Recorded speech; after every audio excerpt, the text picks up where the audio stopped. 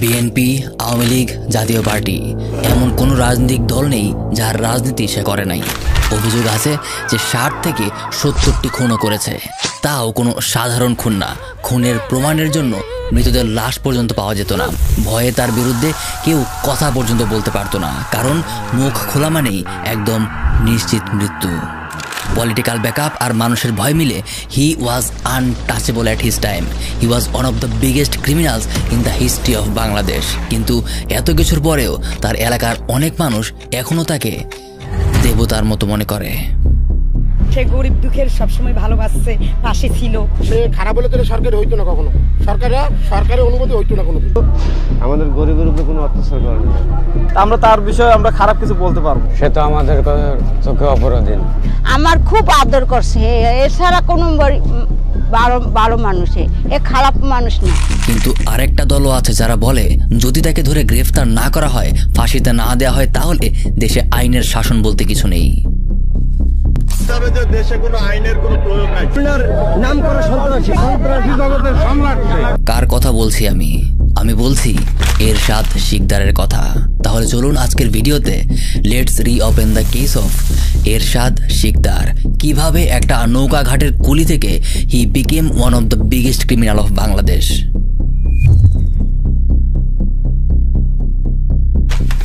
Welcome to the show beyond the headlines with Maruf. This is the complete story about the rise and fall of Ershad Sikdar.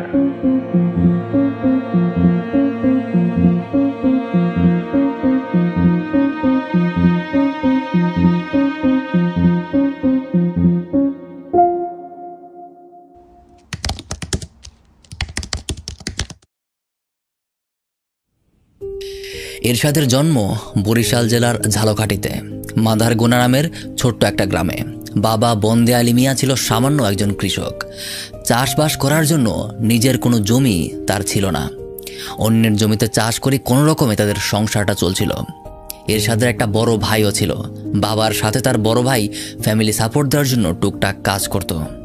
বাবা আর ভাই মিলে যা income করত তাতে তাদের সংসার মোটামুটি চলেই যাচ্ছিল। কিন্তু সেই সুখটাও খুব বেশি দিন এরশাদের কপালে টেকেনি। তার বয়স যখন 12 তখনই তার বাবা বন্দে আলী মিয়া অসুস্থ হয়ে মারা যায়। বাবার বদলে এবার তার মা সংসারে হাল ধরে। সে মানুষের বাড়ি বাড়ি গিয়ে কাজ করতে শুরু করে। তখনও এরশাদের দায়িত্ব কী জিনিস সেটা বুঝে উঠতে পারেনি। এর মাঝেই একদিন দুপুরবেলা স্কুল ফাঁকি দিয়ে আগেই সে বাড়ি চলে আসে। বাড়ির কাছাকাছি গিয়ে সে অস্বাভাবিক কিছু শব্দ শুনতে পায়। এই শব্দের সাথে সে তেমন একটা পরিচিত না। অর্ধ ভাঙ্গা ঘরের এক ফাঁক দিয়ে কৌতূহল নিয়ে সে ভেতরে তাকিয়ে দেখে তার গর্ভধারিণী মা শুয়ে আছে তারই এলাকার এক প্রভাবশালী লোকের সাথে। এই স্পেসিফিক পার্টটা নিয়ে আমার একটু ডাউট আছে, আর এটা খুব প্রমাণিত কিছুও না। আমি শিওর না যে এটা আসলে কতটুকু সত্যি। আমি এটা পেয়েছি রোয়ার বাংলার একটা আর্টিকেলে, আর ওখানেও লেখা আছে যে ব্যাপারটা আসলে জনশ্রুতি। আর জনশ্রুতির উপর যে 100% ভরসা করা যায় না, এটা আশা করি আপনিও বোঝেন। আর একটু বড় হবার পর এরশাদের পুরো পরিবার খুলনার ঘাট এলাকায় চলে আসে। এখানে এসেও তার মা আগের মতোই মানুষের বাড়ি বাড়ি গিয়ে কাজ করতে শুরু করে। আর তার বড় ভাই ঘাট এলাকায় গিয়ে কুলির কাজ করতে শুরু করে। আর এই সময়টাতেই এরশাদের মাথায় খুব ভালোভাবে ঢুকে গিয়েছিল বাবা আর ভাইয়ের মতো কুলি মজুরি করে জীবন সে কাটাবে না। তাকে শর্টকাটে বড় কিছু একটা করতে হবে। পড়াশোনা পুরোপুরি ছেড়ে দিয়ে সেও গিয়ে ঘাট এলাকায় কাজ করতে শুরু করে। তবে তার অ্যাপ্রোচটা তার বড় ভাইয়ের মতো ছিল না। তার প্ল্যান ছিল তাকে বড় কিছু একটা করতে হবে। সে যায় কুলিদের নেতা কাশেম সর্দারের কাছে। সে কাশেম সর্দারের সহযোগী হয়ে যায় আর তার ফুট ফরমাস করতে শুরু করে। আর মনে মনে অপেক্ষা করতে থাকে বড় কোনো একটা সুযোগের। আস্তে আস্তে এরশাদ চুরিতে তার হাতটা পাকাতে শুরু করে। ঘাট এলাকায় যেসব মাল বোঝাই নৌকা আসতো, সেখান থেকে ধান চুরি, গম চুরি, তেল চুরি এসব দিয়েই তার হাতে খড়ি হয়। আর এসব চুরি করতে গিয়ে প্রায়ই ধরাও সে পড়ত। দেখতে দেখতেই চোর হিসেবে তার নাম এলাকায় খুব ভালোভাবেই ছড়িয়ে পড়ে। গায়ের রং ফর্সা থাকার কারণে মানুষজন তাকে রাঙা চোর ডাকতে শুরু করে। এখন ঘাট এলাকার বেশিরভাগ মানুষই ছিল আসলে হয় কালো না হয় শ্যামলা। সেখানে একটা বাচ্চা ছেলে যার গায়ের রং অনেক ফর্সা, তাকে রাঙা চোর ডাকাটা দ্যাট মেক সেন্স। রাঙা চোর হিসেবে পরিচিতি পেতেই কুলিদের সর্দার চেঞ্জ হয়। কাশেম সর্দারের জায়গায় এবার আসে আঞ্জু সর্দার। এরশাদের কাছে কাশেম সর্দারের আর কোনো ভ্যালু থাকে না, তাই এবার সে আঞ্জু সর্দারের সহযোগী হয়ে পড়ে আর তার হয়ে ফুট ফরমাস খাটতে শুরু করে। কিন্তু এই আঞ্জু সর্দারের সেক্সুয়াল ওরিয়েন্টেশন ছিল গে। হি ওয়াজ গে। তাই তার নজর পড়ে ফর্সা চেহারার এরশাদের উপর, আর এরশাদকে দিয়েই সে তার you better understand. Obviously I can't narrate this on social media, আর এই স্পেসিফিক পার্টটাও আসলে খুব একটা স্ট্রংলি এভিডেন্স ব্যাক না, তাই এটাও আসলে শিওর হয়ে বলা যায় না। ধরে নেন এটাও একটা গ্রে এরিয়া, বলতে পারেন জনশ্রুতি। কেটে যায় আরও কিছু বছর। এরশাদের এখন আর চুরির টাকা দিয়ে পোষায় না, আরও বড় কিছু একটা করতে হবে। তখন কয়েকটা রামদা আর তারই মতো আরও কিছু ছেলেদের সাথে নিয়ে সে একটা গ্যাং বানিয়ে ফেলে। এবার সে রীতিমতো ডাকাতি আর ছিনতাই করতে শুরু করে। আর যখনই ডাকাতির বাজারে একটু চাপ পড়তো তখনই সে রেল লাইনের পাত খুলে বিক্রি করত, অর্থাৎ সরকারি সম্পত্তিও সে চুরি করত। আর এভাবেই এরশাদ বড় অপরাধ জগতে নিজের জায়গা করে নিতে শুরু করে। তো এখন অবধি যা যা বললাম এই সব গেল এরশাদের ছোটবেলা আর কৈশোরকালের কথা। এরপর থেকেই শুরু হয় আসলে এরশাদের যুবক বয়সের ফেজ, আর এখান থেকেই এরশাদ শিকদার আসলে এরশাদ শিকদার হয়ে উঠতে শুরু করে। সময় 1982 সাল। বাংলাদেশের সরকারের চেয়ারে তখন বসে আছে আরেক এরশাদ, হোসেন মোহাম্মদ এরশাদ। এরশাদ শিকদার চিন্তা করে যদি সে রাজনীতিতে যোগ না দেয় তাহলে তার এই অপরাধ জগৎটাকে খুব ভালো একটা ব্যাকআপ সে দিতে পারবে না। যেমন ভাবা তেমন কাজ। এরশাদ নাম লেখায় জাতীয় পার্টির রাজনীতিতে। তখন ঘাট এলাকায় এরশাদের বেশ প্রভাব। কয়েক ঘন্টার মাঝে সে 2-3 হাজার মানুষ জোগাড় করে ফেলতে পারে। এইটা তার পক্ষে কোনো ব্যাপারই না। এখন একটু রেশনালি চিন্তা করেন, যে কোনো পলিটিক্যাল পার্টির সভা সমাবেশের জন্য দরকার হলো জনবল। যে পার্টির জনবল যত বেশি, অ্যাপারেন্টলি সেই পার্টিকে তত বেশি শক্তিশালী মনে হয়। যে সমাবেশে আসলে মানুষ থাকে না সেইটাকে কোনোভাবেই কেউ সমাবেশ মনে করবে না। আর মানুষ সাপ্লাই দেওয়ার জন্য ছিল এরশাদ একদম এক্সপার্ট। ঘাট এলাকায় যত শ্রমিক ছিল সবাই এরশাদকে অনেক ভয় পেত, আর এই ভয়টাকে কাজে লাগিয়েই এরশাদ ঘাটের শ্রমিকদের পলিটিক্যাল পার্টিতে বেশি মানুষ দেখানোর জন্য সাপ্লাই দিত। আর এই কারণে পলিটিক্যাল নেতাদের কাছেও এরশাদের একটা আলাদা কদর ছিল। যেহেতু এরশাদকে তাদের দরকার, তাই সব রকম অন্যায় কাজে তারা এরশাদকে পাল্টা ব্যাকআপও দিত। পলিটিক্যাল ব্যাকআপের সুবিধায় এরশাদ শুরু করে তার দখলের সাম্রাজ্য। একের পর এক সে অন্যের সম্পত্তি দখল করতে শুরু করে। পাশাপাশি ঢুকে পড়ে সে মাদকের ব্যবসায়। কয়েক বছরেই এরশাদ হয়ে যায় অনেক টাকার মালিক। সময় আসলো এবার রাজনৈতিক নেতাদের না ধরে নিজেই নেতা হয়ে যাওয়ার। যেন তেন রকম কোনো একটা নির্বাচন দিয়ে এরশাদ হয়ে যায় খুলনার 21 নম্বর ওয়ার্ডের ওয়ার্ড কমিশনার। আর তারপর থেকেই শুরু হয় তার আসল দখল কার্যক্রম। আশেপাশের বহু সরকারি জায়গা দখল করে সে গড়ে তুলে বিশাল এক বস্তি, আর সেখানে জায়গা দেয় 50 থেকে 60 হাজার মানুষকে। আর এরা সবাই ছিল সমাজের তথাকথিত নিম্ন শ্রেণীর মানুষ। কুলি, রিক্সাওয়ালা, দোকানি, হোটেল কর্মচারী, ওয়ার্কশপের মেকানিক, এরকম আরও বহু নিম্ন পেশাজীবীর মানুষ। ওকে, ডোন্ট গেট মি রং, আমি এদেরকে নিম্ন পেশাজীবীর মানুষ বলছি না, আমি জাস্ট সোসাইটাল ফ্যাক্টটা তুলে ধরতেছি, কারণ সমাজে আসলে এইভাবেই তাদের পারসিফট করা হয়।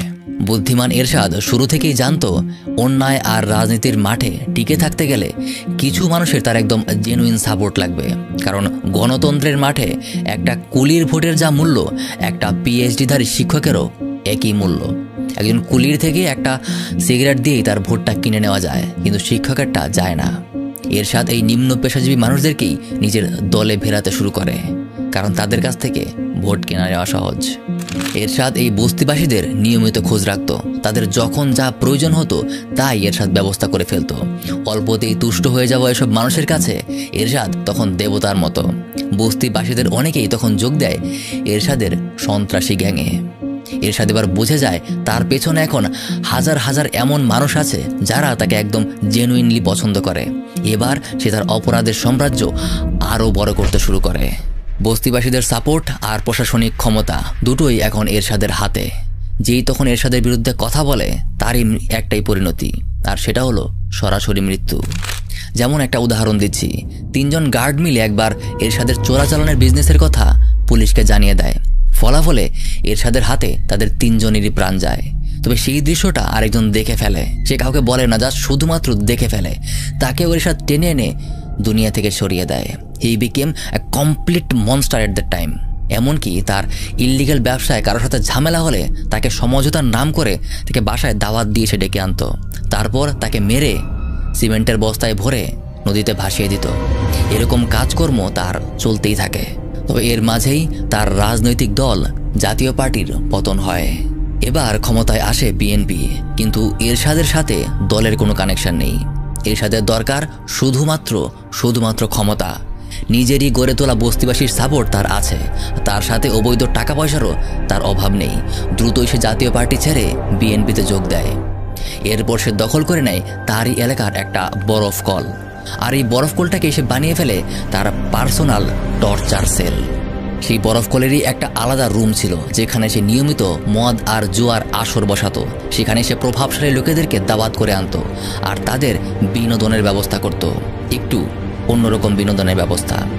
এভাবেই এরশাদ তার নেটওয়ার্কটাও বড় করতে থাকে। তার এই নেটওয়ার্কের কারণেই পুলিশও তখন তার বিরুদ্ধে কিছু করতে পারতো না। যদিও কখনো পুলিশ তাকে ধরতো, সে একদিনের মাঝেই জামিন নিয়ে বের হয়ে আসতে পারতো। আচ্ছা, এই বরফ কল নিয়ে গত বছর একটা ওয়েব সিরিজও বের হয়েছে, যেটার নাম আসলে বরফ কলের গল্প।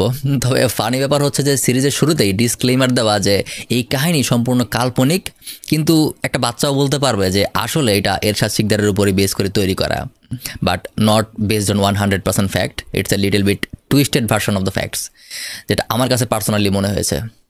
ওকে, লেটস কন্টিনিউ দ্য স্টোরি। প্রতিটা গ্যাংয়েরই একটা রাইভাল গ্যাং থাকে, এরশাদেরও ছিল। এরশাদ যখন 21 নম্বর ওয়ার্ডের কমিশনার, তখন পাশের 15 নম্বর ওয়ার্ডের কমিশনার ছিল আওয়ামী লীগের একজন নেতা যার নাম মুসলিম। এরশাদের পাশাপাশি সেও আসে ঘাটের দখল নিতে। ফলাফলের সাথে মুসলিম উদ্দিনের প্রচণ্ড ঝামেলা শুরু হয় এরশাদের সাথে। এরশাদের জীবনে যত খুন, তার মাঝে সম্ভবত সবচেয়ে বেশি খুন এই মুসলিম উদ্দিনের কারণেই হয়েছে। একদিকে এরশাদের গ্যাং যখন মুসলিমের লোকেদের পেলে মারতো, ঠিক তেমনি মুসলিমের গ্যাংয়ের লোকেরাও এরশাদের দলের কোনো লোককে পেলে কখনোই ছেড়ে দিত না। দুপক্ষের মারামারির কারণে অনেক মানুষই মারা যায়। যাই হোক, কিন্তু শেষ পর্যন্ত মুসলিম আর এরশাদের সাথে পেরে ওঠে না। সে একদম মুসলিমকেই রাস্তা থেকে সরিয়ে দেয়। তবে এমন না যে মুসলিম মারা যাওয়ার কারণে তার বিরুদ্ধে কোনো মামলা হয়নি। এত বড় একজন নেতা তাকে সরিয়ে দিলে মামলা হবে, এটা খুব স্বাভাবিক। কিন্তু এরশাদ তার বুদ্ধি আর পলিটিক্যাল কানেকশন ইউজ করে সেই মামলার মোড় ঘুরিয়ে দেয়।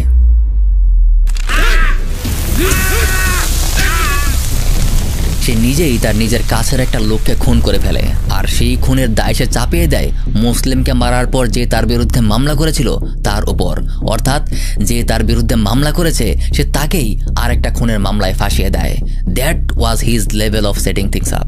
ওকে, আমি আরেকটা জিনিস মিস করে গেছি যে প্রতিটা খুনের পর নাকি সে দুধ দিয়ে গোসল করতো। I don't know how much true this is, but it doesn't make any sense. কারণ দুধ দিয়ে গোসল করলে আসলে কারো শরীর পরিষ্কার হয় না, উল্টো শরীর আরও আঠা লেগে থাকে। এটাও জনশ্রুতি, কোনো সলিড এভিডেন্স আসলে পাওয়া যায় না। আর আরেকটা জিনিস যে তার একটা বড় হাউস ছিল, বড় হাউস, যেখানে সে বড় মাগুর মাছ পালতো। কাউকে মারার পর নাকি সে লাশটাকে হাউসে সে ছেড়ে দিত আর মাগুর মাছ সেই লাশটাকে খেয়ে ফেলতো।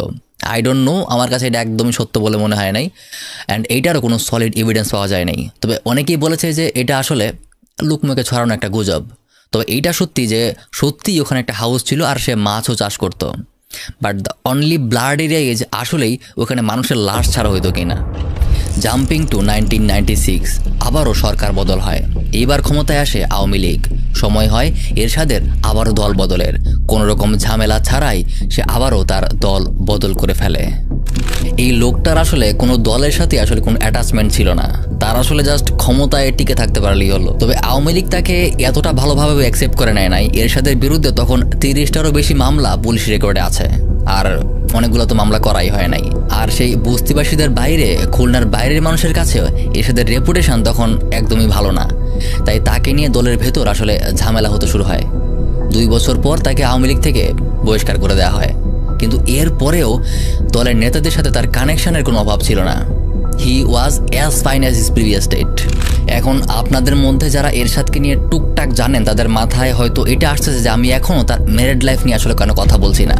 So here it starts. বিভিন্ন সোর্স থেকে জানা যায় যে এরশাদের মোট 6 জন বউ ছিল। এর মাঝে প্রথম তার বউ ছিল খদিজা বেগম। এই খদিজা বেগম হলো সেই 5-6 নম্বর ঘাড়ের এক সর্দারের মেয়ে। এরপর সে বেশ আরও কয়েকটা বিয়ে করে, কিন্তু কেউই আসলে তেমন আলোতে আসেনি। আলোতে আসে তার সর্বশেষ স্ত্রী সানজিদা আক্তার শোভা। কত নম্বর স্ত্রী? আমি তো জানি যে আমি সেকেন্ড। এখন তো আমি অনেক কিছু শুনি, এখন কি করে বলবো। শোভাই তার একমাত্র স্ত্রী, যাকে সে তার স্বর্ণ কমলে এনে রেখেছিল। এখন হয়তো ভাবছেন যে স্বর্ণ কমল কি, বলছি। এরশাদের কাছে তখন প্রচুর অবৈধ টাকা পয়সা। সে ভারত থেকে অনেক ভালো একটা ইঞ্জিনিয়ারদের দিয়ে ডিজাইন করিয়ে একটা রাজপ্রাসাদের মতো বাড়ি তৈরি করে, যার নাম সে দেয় স্বর্ণকমল। আপনি মানেন আর না মানেন, স্বর্ণকমল ছিল তখনকার সময়ের খুবই রাজকীয় একটা বাড়ি। ভেঙে দেওয়ার আগ পর্যন্ত মানুষ খুলনায় গেলেই এই স্বর্ণকমল ভিজিট করতে যেত। কিন্তু এই স্বর্ণকমল বানানোর সময়ও এরশাদ আরও একটা খুন করে। যাকে সে বাড়ি বানানোর দায়িত্ব দিয়েছিল সে ভুলবশত বাড়ির জমি 1 ইঞ্চি এদিক ওদিক করে ফেলে, আর এটাই ছিল তার একমাত্র অপরাধ। এই অপরাধের কারণেই এরশাদ তাকে দুনিয়া থেকে সরিয়ে দেয়। এরশাদের খুনের পর তার কোনো লাশই পাওয়া যেত না। বেশিরভাগ লাশই সিমেন্টের জমাট বেঁধে নদীতে সে ফেলে দিত, তাই লাশ ভেসে ওঠারও প্রশ্নই আসে না। তাই তার খুনেরও একটা প্রমাণও পাওয়া যেত না। He always use to keep his hands clean. কোনো না কোনোভাবে সে প্রমাণ ধ্বংস করে দিত, একটা সিঙ্গেল প্রমাণও পাওয়া যেত না। বাট একটা কেসে সে ধরা খেয়ে যায়, আর এই কেসে তার লাশও পাওয়া যায়। তবে এমন না যে লাশ পাওয়ার কারণে তাকে ধরা হয়েছিল, লাশটা এখানে ইস্যু ছিল না। এরশাদ তার পাওয়ার খাটিয়ে খুব সহজেই সেটা চাপা দিতে পারত। তাকে ধরা হয়েছিল তার সবচেয়ে কাছের বন্ধু আর সবচেয়ে বিশ্বস্ত মানুষ নূর আলমের কারণে। নূর আলম এরশাদের সবচেয়ে কাছের বন্ধু। তার সব অবৈধ ব্যবসা, খুনাখুনি আর পলিটিক্যাল ঝামেলা সবকিছুরই দেখাশোনা করত নূর আলম। এক কথায় he was the right hand of Ershad Sikder. Ershad যেমন তাকে প্রচণ্ড বিশ্বাস করত, তেমন নূর আলমও তাকে একদম নিজের গুরুর মতো, নিজের বড় ভাইয়ের মতো মানত। মানে এরশাদ যখন যা অর্ডার করত নূর আলম সবসময় তাই করত। নূর আলম এরশাদের সহযোগী সেই সময় থেকে যখন তাকে রাঙ্গা চোর নামে ডাকা হতো। মানে একদম কিশোর বয়স থেকেই নূর আলম এরশাদের কাছাকাছি থাকতো। তাহলে নূর আলমের কারণেই এরশাদ কিভাবে ধরা পড়ে? ইভেন একমাত্র নূর আলমের সাক্ষীর কারণেই পুলিশ এরশাদকে ফাঁসি পর্যন্ত নিয়ে যেতে পারে। Now the question comes, why Noor Alam betrayed his own master? The direct answer is এরশাদের নারী লোভ।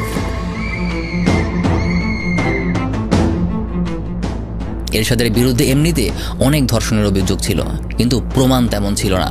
রাস্তায় কোনো মেয়ের উপর চোখ পড়লে এরশাদ তাকে নিজের বিনোদনের জন্য ব্যবহার করতে 2 বার ভাবত না। যতদিন পর্যন্ত সেটা বাইরের মেয়ের দিকে ছিল ততদিন পর্যন্ত নূর আলমের কোনো সমস্যাই ছিল না। কিন্তু এরশাদের চোখ পড়ে নূর আলমের নিজের স্ত্রীর উপর, যে স্ত্রীকে নূর আলম অনেক ভালোবাসত। নূর আলমকে বাইরে কাজে পাঠিয়ে সে নূর আলমের বউয়ের সাথে physically, you understand. But the shocking part is, এই মেয়েটার সাথে নিজেই নূর আলমের বিয়ে এসে দিয়েছিল। নূর আলমের স্ত্রীও নিজে ভয় পেয়ে তাকে কিছু বলতো না, কিন্তু একদিন নূর আলমের সামনে এরশাদ নিজেই তার সামনে ধরা পড়ে যায়। কিন্তু নূর আলম তখন অসহায়ের মতো হয়ে থাকে। এতদিন যাকে সে নিজের গুরুর মতো মেনে এসেছে, সে এমন কিছু করবে এটা নূর কল্পনাতেও আনেনি। কিন্তু তখন সে কিছু বলতে পারে না, বলবেই বা কার কাছে? তাই সে চুপচাপ থাকে।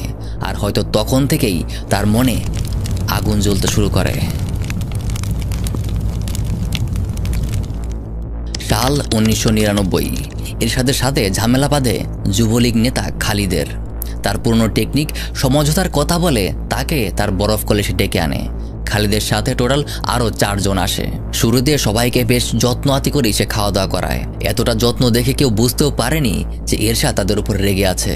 খাওয়া শেষ করে ওঠা মাত্রই একজন একজন করে ধরে উঠে সে মারতে শুরু করে। সবাইকে একদম মেরে অজ্ঞান করে ফেলার পর খালিদকে সে মুগুর দিয়ে পিটিয়ে তারপর নাইলনের দড়ি দিয়ে পেঁচিয়ে শ্বাসরোধ করে হত্যা করে। তারপর তাকে সিমেন্টের বস্তায় ভরে তাদের গাড়ি সহ নদীতে ডুবিয়ে দেয়। And that was his biggest mistake. এইবার সামহাও খালিদের লাশ নদীতে খুঁজে পাওয়া যায়, আর এইটাই একমাত্র লাশ যেটা এরশাদ ফেলে দেওয়ার পরেও খুঁজে পাওয়া গিয়েছিল, কারণ এর আগের সব ক্ষেত্রে লাশ কখনোই খুঁজে পাওয়া যেত না। লাশ তো দূরের কথা, বেশিরভাগ ক্ষেত্রে এক ফোঁটা প্রমাণ পর্যন্ত খুঁজে পাওয়া যেত না। এইবার লাশ পাওয়ার কারণে এরশাদের বিরুদ্ধে মামলাটা একটু জোরালো হয়। পাশাপাশি সেই দিন সৌভাগ্যক্রমে 5 জনের মাঝে 2 জন বেঁচেও গিয়েছিল। আর এইদিকে খালিদ নিজেও যুবলীগের নেতা, আবার সরকারও আওয়ামী লীগের, তাই চাপটা অনেক বেশি। এরশাদ বুঝতে পারে পালিয়ে এসে বাঁচতে পারবে না, তাই এইবার এরশাদ একটু ভিন্ন প্ল্যান করে। সে তার দলের লোক আর কিছু ব্যবসায়ীদের নিয়ে একটা মিটিং করে আর প্ল্যান করে যে জেলে যাওয়ার পর তার লোকেরা একটা আন্দোলন করে আর পলিটিক্যাল ব্যাকআপ নিয়ে তাকে আবার বের করে নিয়ে আসবে। তাই সে নিজেই পুলিশের কাছে গিয়ে আত্মসমর্পণ করে। আর এটাই ছিল তার সারা জীবনের সবথেকে বড় ভুল। সে জেলে যাওয়ার পর যে তার এতদিনের কাছের বন্ধু ছিল নূর আলম, সেই গিয়ে এরশাদের বিরুদ্ধেই সাক্ষী দিতে শুরু করে। সেই সময় পুলিশের কমিশনার ছিল আনোয়ারুল ইকবাল। আনোয়ারুল ইকবাল আরও কিছু সাক্ষী সে জোগাড় করে, কিন্তু তারা কেউই এরশাদের বিরুদ্ধে সাক্ষী দিতে রাজি হয় না। তাদের ভয় কাটানোর জন্য সে তাদের সামনেই এরশাদকে মারতে শুরু করে। তারপর তাদেরকেও বলে যে নাও তোমরাও মারো। তারা মেরেছিল কিনা এটা কোথাও পায়নি, কিন্তু এতে তাদের ভয়টা কেটে যায়। এবার তারাও এরশাদের বিরুদ্ধে সাক্ষী দিতে রাজি হয়। মামলা আরও জোরালো হয়। এরশাদের পাশে তখন কেউই এসে দাঁড়ায় না। মামলার ফলাফলেও তখন এরশাদের ফাঁসির রায় আসে, কিন্তু তারপরও এরশাদের কনফিডেন্স কিছুতেই কমে না। তার কনফিডেন্স ছিল যে তার আসলে কিছুই হবে না, কোনো না কোনোভাবে সে বাইরে বের হয়েই যাবে। সে রায়ের বিরুদ্ধে আপিল করে, কিন্তু তাতেও কোনো কাজ হয় না। শেষ পর্যন্ত সে রাষ্ট্রপতির কাছে প্রাণ ভিক্ষা চায়, কিন্তু সেটাও রিজেক্ট করে দেওয়া হয়। এবার তার কনফিডেন্সটা ভেঙে যায়। ফাঁসির মৃত্যু সে কোনোভাবেই মেনে নিতে পারবে না, তাই সে নিজেই নিজের ব্রাশ দিয়ে আত্মহননের চেষ্টা করে, কিন্তু সেটাতেও সফল হয় না। এরপর বাকি দিনগুলোতে সে প্রচুর পরিমাণে খাওয়া দাওয়া করতে শুরু করে। আর নিজের একটা গান ছিল যেটা সে প্রায় তার সঙ্গীদের সাথে নিয়ে গাইতো। সবাই মরে দিবে মাটি, সবাই মরে দিবে মাটি, বন্ধু রটিতে নিবে ক্ষমা, কেউ আসে খোঁজ করিবে কোনটা কি তোমায়, আমি মরে যাব, আমি তো মরে যাব। এই গানটা সে নিজেই লিখেছিল। জেলে বসে বসে সে এই গানটাই গাইতো। সময় চলে আসে তার ফাঁসির। 2004 সালের 10 মে রাত 12:01 তার ফাঁসি কার্যকর করা হয়। এইখানেই চলে আসে আরেকটা টুইস্ট। ফাঁসির আগ মুহূর্তেও এরশাদ তার জল্লাদকে বলেছিল যে আমি কোনো অন্যায় করিনি। এরশাদ শিকদার কুখ্যাত ছিল নাকি, যখন ওনাকে ফাঁসি দিলাম তখন উনি দাঁড়ায় একটা কথা বলছিল যে আমার জীবনে আমি কোনো অন্যায় করি না, আমার জন্য দোয়া করি। একটু আমরা মোটামুটি সবাই এটা বিশ্বাস করি, মানে এটা একদম ইভিডেন্ট যে মৃত্যুর আগ মুহূর্তে আসলে কেউ মিথ্যা কথা বলে না। এমনকি লতেও ডাইং ডিক্লারেশন অর্থাৎ মৃত্যুর আগে বলা কথাকে একদম সলিড এভিডেন্স হিসেবে অ্যাকসেপ্ট করা হয়। ফাঁসির মঞ্চে দাঁড়িয়েও এরশাদ বলেছিল আমি কোনো অন্যায় করিনি। তাহলে কি এতক্ষণ যা যা বললাম সবই মিথ্যা? নাকি এরশাদ মৃত্যুর মুহূর্তেও মিথ্যা কথাই বলেছিল? নাকি এরশাদের কাছে আসলে মানুষ হত্যা কোনো অপরাধী না?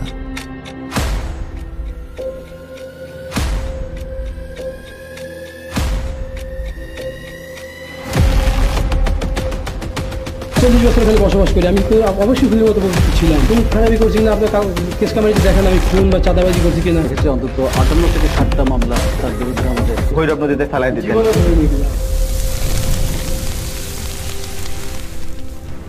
আচ্ছা, এরশাদের বিরুদ্ধে যত ইনফরমেশন আছে তার বেশিরভাগই পাওয়া যায় মূলত নূর আলমের স্টেটমেন্ট থেকে।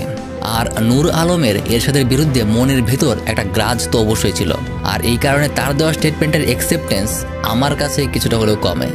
এট দ্য এন্ড জানি না যে আসলে কি হয়েছিল, সেটা কেবল তখনকার সময়ের মানুষেরাই বলতে পারবে। কারণ অনেক কিছুই আছে, অনেক আর্টিকেলই আছে যেগুলো আসলে এখন ফ্যাব্রিকেটেড, অনেক রং চং দিয়ে অনেক এক্সাজারেট করে বলা হয়, যেগুলো আসলে ওই পরিমাণ সত্যি না যেটা আসলে ঘটেছিল। মানে সত্য ঘটনা অনেকটা দুমড়িয়ে মুচড়িয়ে চেঞ্জ করে ফেলা হয়েছে। যাই হোক, তবে এটা ক্লিয়ার যে he was a thief, a robber and a murderer who deserve to be hanged.